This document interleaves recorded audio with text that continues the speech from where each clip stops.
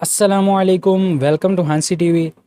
ایک لڑکا جس لڑکی کو پسند کرتا تھا اس سے کہنے لگا کہ مجھے کوئی ایسا تحفہ دے دو جو میں اپنے پاس رکھ سکوں۔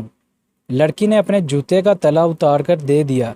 لڑکا وہ تلا سنار کے پاس لے گیا اور اسے کہا کہ چاندی کا فریم بنا کر اسے اس میں جوڑ دو۔ سنار نے کہا کہ کل آ کر لے جانا۔